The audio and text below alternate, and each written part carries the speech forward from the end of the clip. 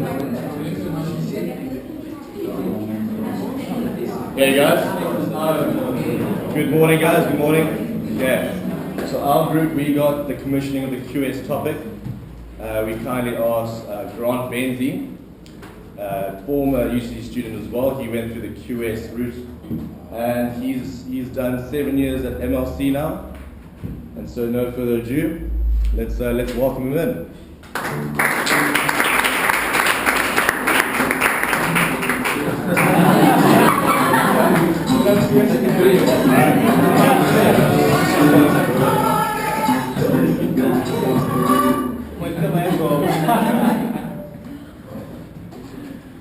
Thanks guys. Thanks for using.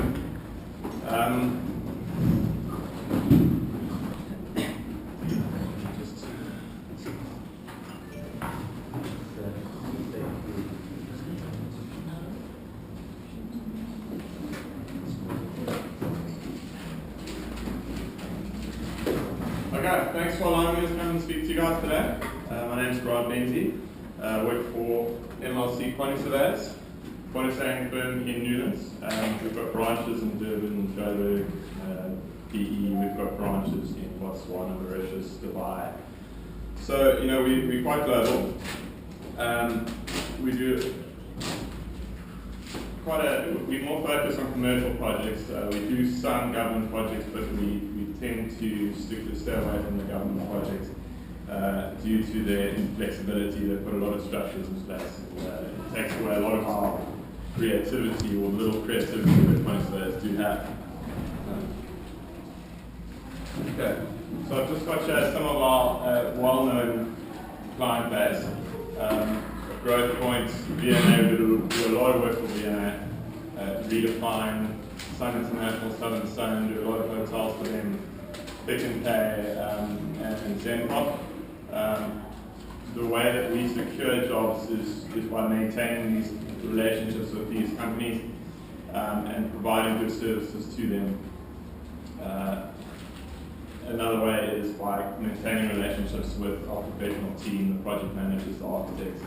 When they get approached by clients, they'll always come to us and recommend us for a quantity surveying service. Then just to show you a couple of well-known projects that we've done. Cape Town Stadium, I was fortunate enough to work on this project. So when I just started at MLC, I didn't have that much experience, so I merely handled a small package. And we were one of 4 quantity surveying firms working on this project, but it was it's great to be involved in such a special project. Grand West Casino, #1 site at Annengray offices. So the waterfront, we've just completed that project.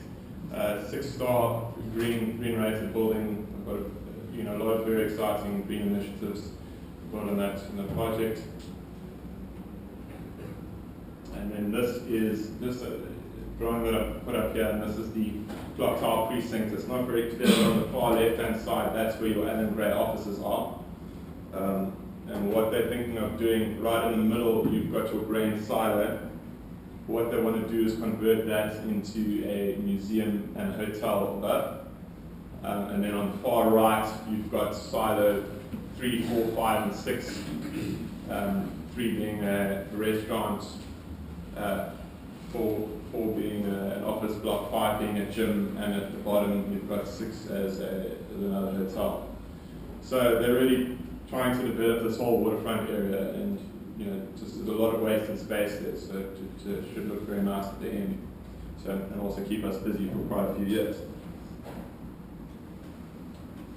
Another job for the waterfront, Cape Race Hotel, another shopping centre, and then a few, Joburg, Commodity Casino, Lost City and Sunset. At Sun City, and we've really done the whole area of Cascades, Cabanas, and whole Sun City. So those are a couple of the main projects that we've done, or popular projects that we've done. But don't expect to come straight out of varsity and start running jobs like this.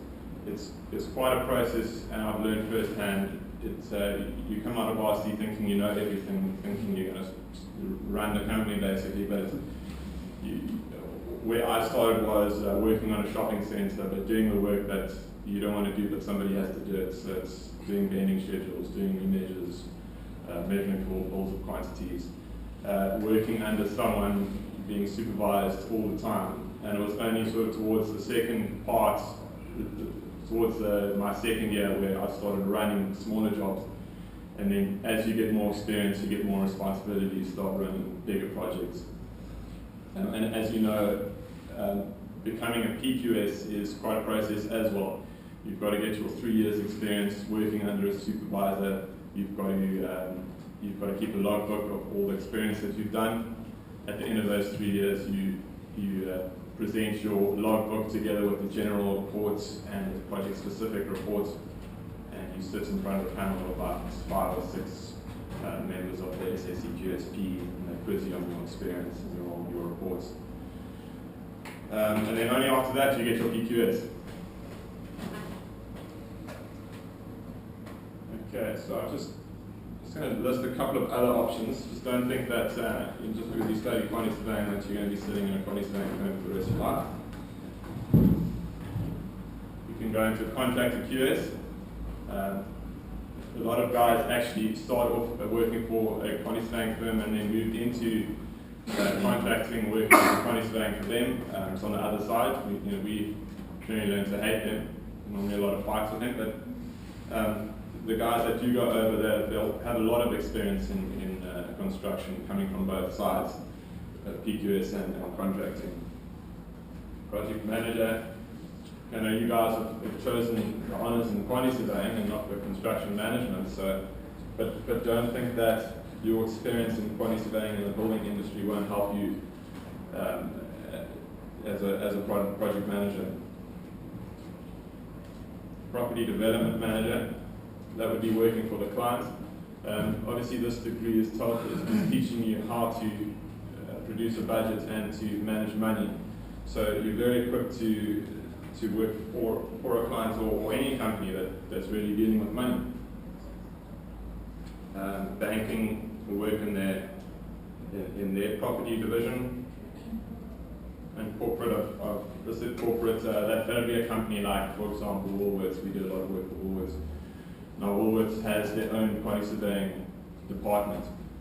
And generally on a project, what we would do is we would handle the shelf fit out for Woolworths, and they would come in after that's complete, and they would do all the shelf fitting, all the racking and shelving, and they've got a quantity surveying department that handles that. And it's not just Woolworths, it's a lot of the Pick and Pay, ShopRite, they've all got their own in-house quantity surveyors.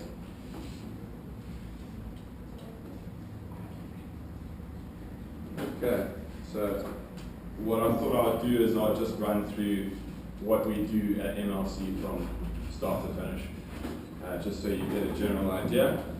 I'm not going to list everything, but it's something. It's obviously going to start off with the client brief. You'll meet with the client, he'll tell you exactly what he wants for the project. Generally there'll be a project manager or an architect there. From there, the architect will produce a conceptual design, and we'll either prepare the budget, do a costing, and then prepare a budget, or a feasibility studies.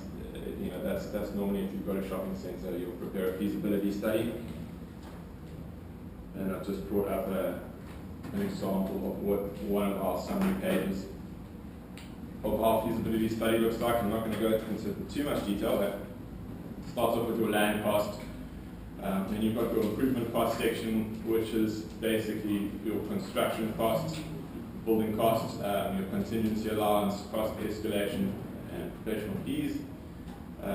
You then include your general costs, non-taxable costs, that would include your land assessment rate, your taxable costs, for example, your legal costs, your marketing expenses, your leasing fees that go there.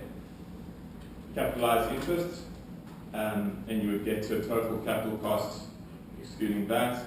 You would then need to work out your gross first year income based on your tenants and the rent that you're getting from them. You deduct your operating costs, and you'll get your net first year income, and then you'll come up with a net first year return. which is what your clients will look at.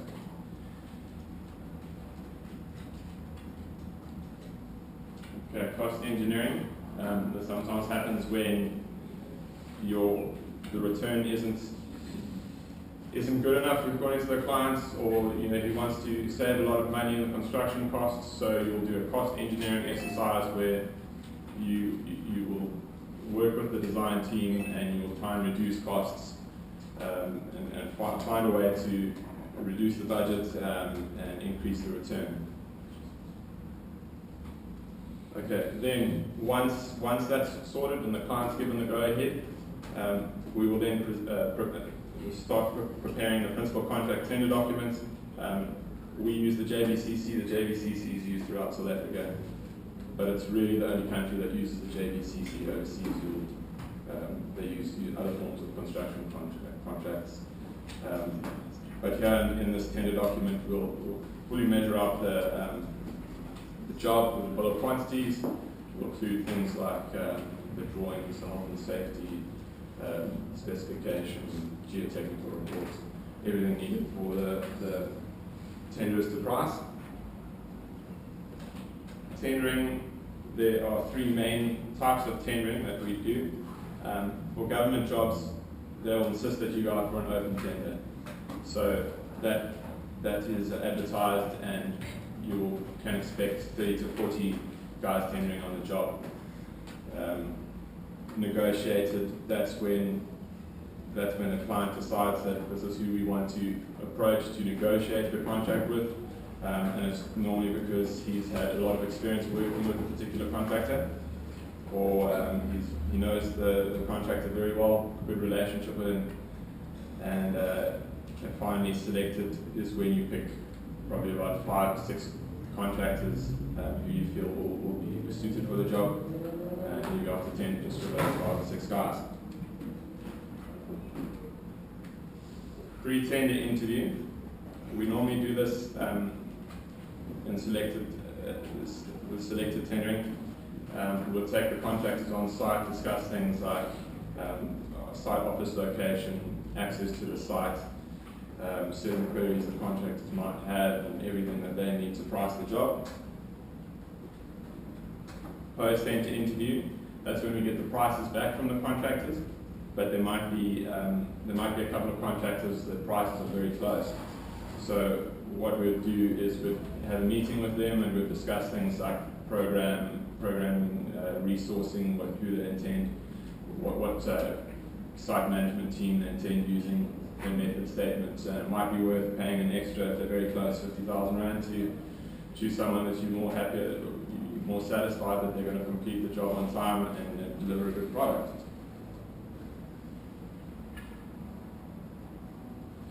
Tender reports, when we get back the prices, we produce a tender report which we give to the clients that shows what budget we have for that job and how the different tender prices, what effect they have on the budget. And I'm going to bring up an example here. It's quite small, I don't know if you can see anything, but on the left-hand side, we've got is our budget, and on the top right-hand side, we're listing our contractors with their prices, and on the far right, we're showing what saving or extra we've got on for each contractor.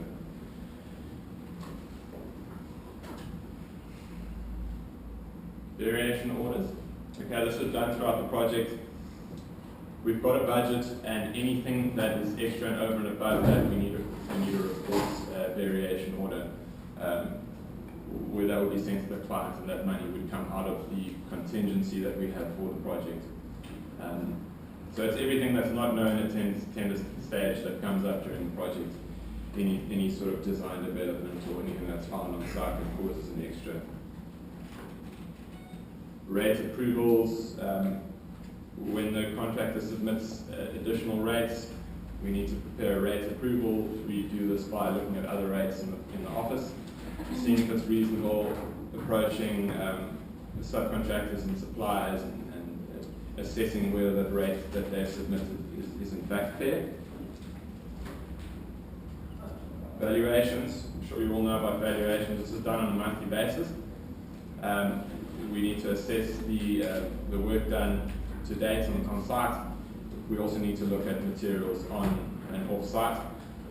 We prepare a valuation statement, and then from that the payment certificate is produced, where the contractor then prepares his invoice payments.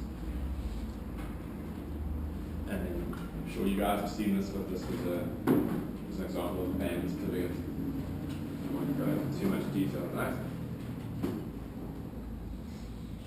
Project payment summary. This is something that we do, but a lot of other companies don't.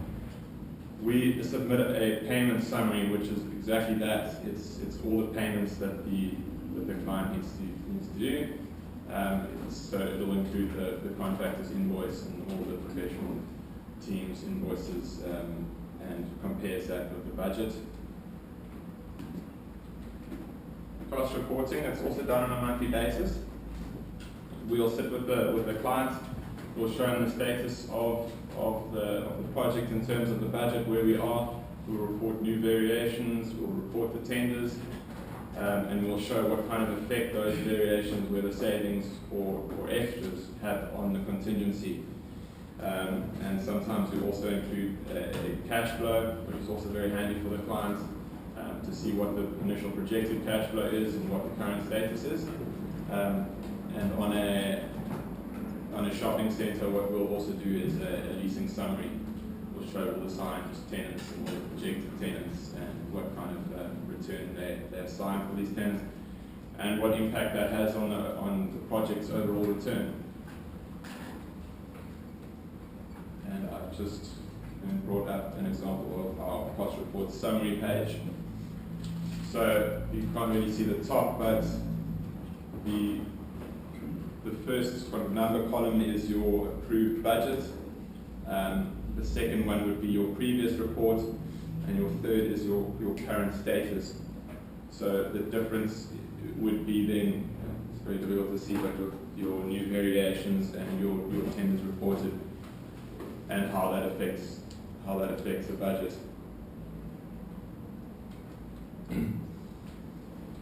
Site meetings, this often happens every 2 weeks. We'll meet with the contractor, discuss progress on site, any issues that there might be, design issues, any extras that might come up. I'll need to assess, is what was discussed, is that going to cause any impact on the budget? Cost management throughout the project. Yeah, this will include, but obviously not limited to, checking drawings, any new drawings that come through. We need to check whether there are any changes, if those changes are going to affect the budget, if we need to submit a variation for that. In-site meetings, as I said, any changes that have any cost implications, and any site instructions that come through as well. We need to assess if that has any cost implications. Subcontract tendering. Normally with your principal building contract, you'll have provisional sums, and you'll need to subcontract tender out those provisional sums. There are 3 different subcontractors which you know: nominated, selected, and domestic. The nominated and selected will produce a JVC selected nominated agreement. We'll go out to tender. We'll pick a couple of contractors who we feel good at doing the job. And domestic, what will happen there is you'll normally just get the contractor to get 3 or 4 quotes, and you'll normally pick the best price. Finally, final accounts. That's basically once everything's been designed, project's basically complete, so you're going to do a full remeasure of the job, and you're going to agree and sign a final account with the contractor. Other things we do, reinstatement costings. Here we will basically do a costing for insurance purposes. If the building happened to burn down, what would it cost to rebuild? And here we would cost the building. We would exclude the foundations. We would assume that the foundation is still fine, and we would have to allow for demolishing the demolishing and removing the existing building, and we would normally assume that the external works are fine. The professional fees will often be quite a bit less because the building has already been designed before, there's already been a bill of quantities presented, the structure's been designed, so that's normally less as well. So that's basically what we do at our office. And finally, just thought I'd bring this up. This is basically what a quantity surveyor is. You'll never be able to explain to anyone. I'll never understand. My friends think I do, what my parents think I do, and what I think I do. Grant.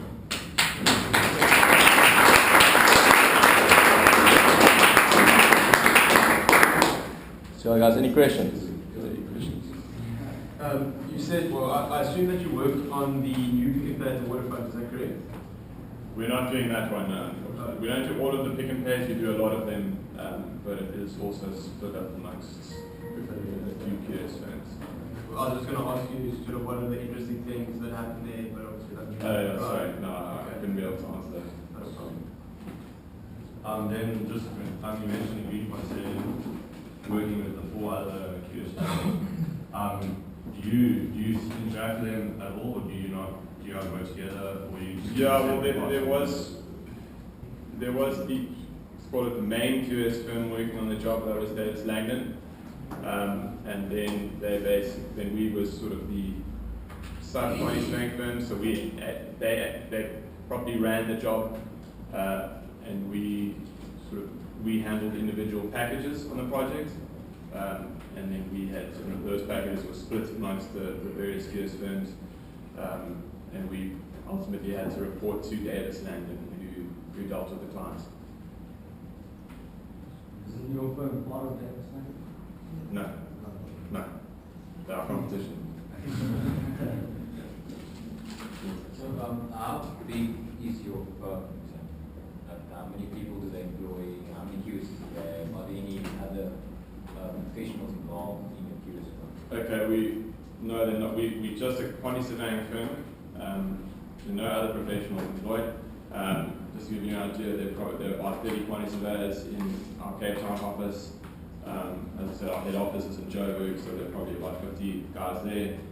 We've got a Durban office, we've got one in Dubai, in Abu Dhabi, a very small one in Botswana, in Mauritius, Swaziland. So it's the size of our company.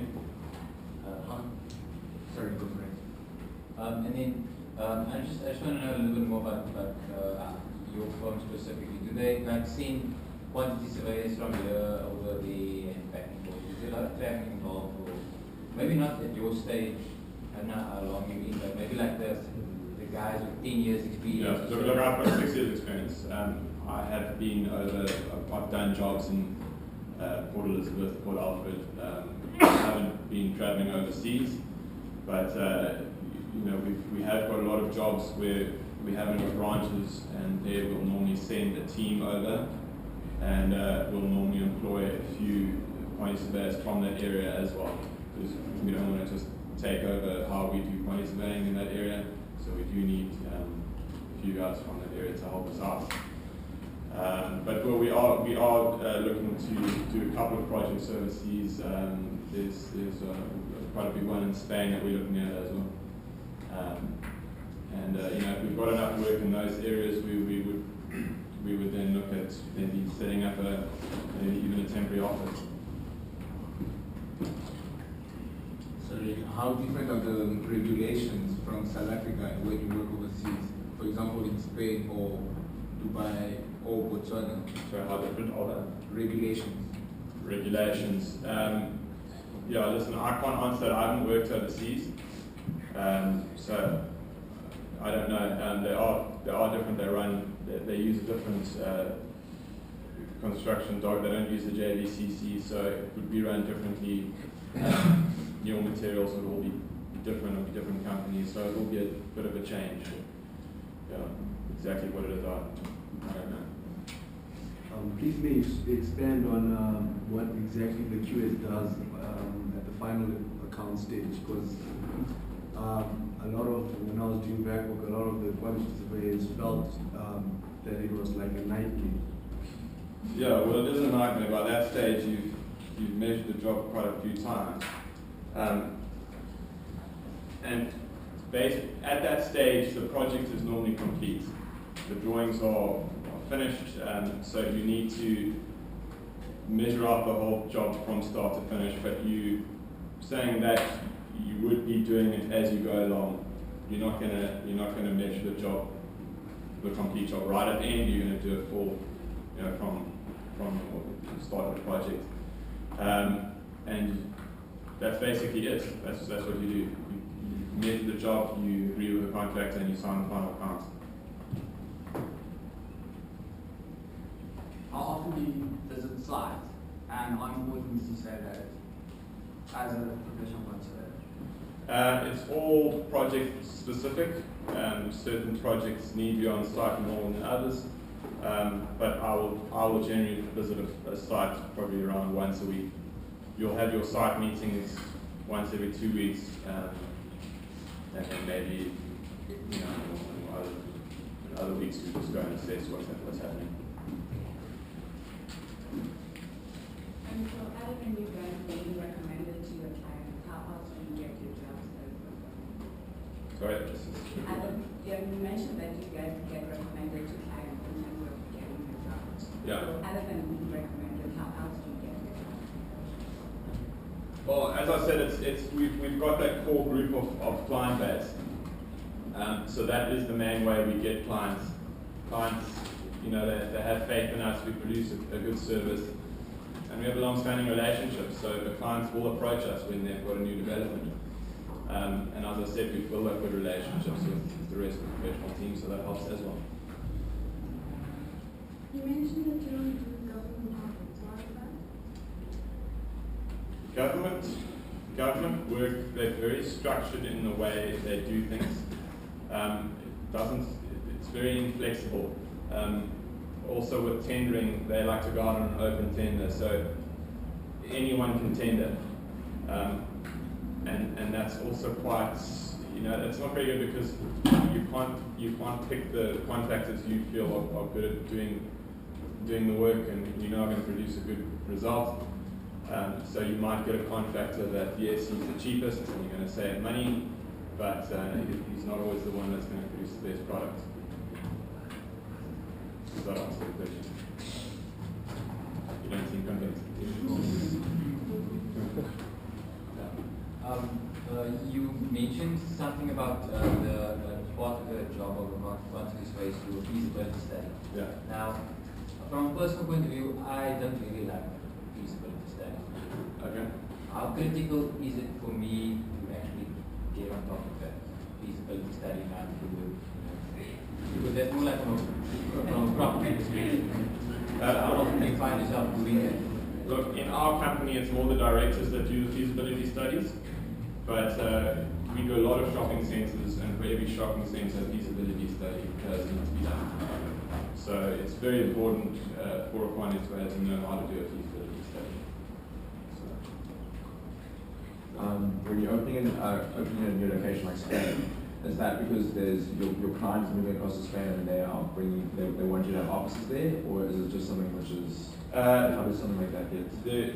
It could be one of our clients that decided that they want to do a development in Spain and find an opportunity, and they've approached us. We don't have anyone in Spain or around that area, so it would make sense to rather than fly our team up every 2 weeks to Spain. It makes more sense from a money point of view to just open a temporary office there and move everyone across and keep them located there for however long it is, 2 or 3 years. Just in general, the profit or the construction industry thing is picking up. Have you seen a change in the last year or two? To be honest, I haven't seen much of a change. When I started at MLC, it was the peak of the construction industry, and literally towards the end of my first year, it all just crashed. So it has picked up slightly, but it's still not in a good place, in my opinion. And I think it's still going to take a while before it gets quite a long while before it gets back to where it was in 2007, 2008. Does the cost being statement is that just for insurance purposes? Just for insurance purposes, yeah. That's what the developer, what the clients request from us to insure their properties. Yeah. What are the biggest issues between quantity surveyors and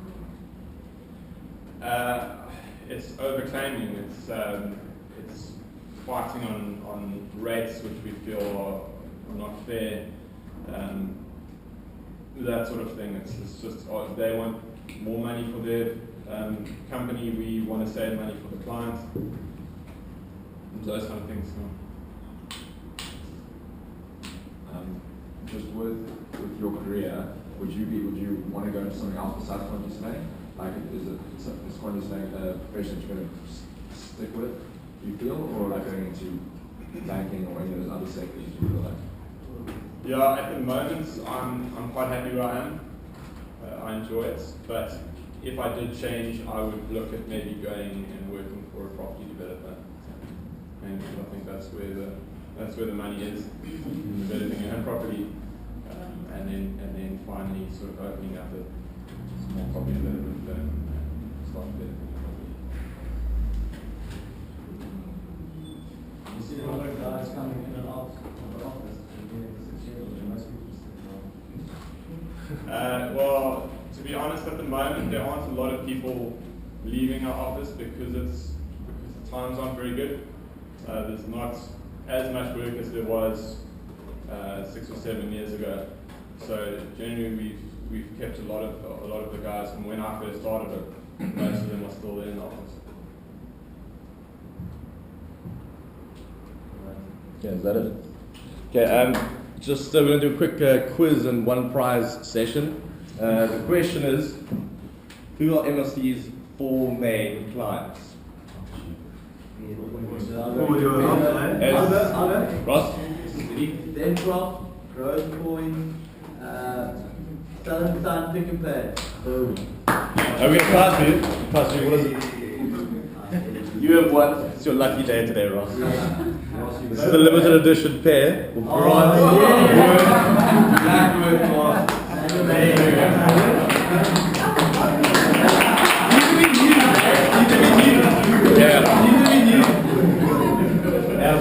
Thank you so much, Ross.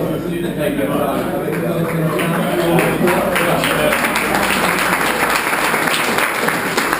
We gave Grant, instead of a bottle of wine, we gave him a case of beer. So, just one case. Anyway, thanks, guys.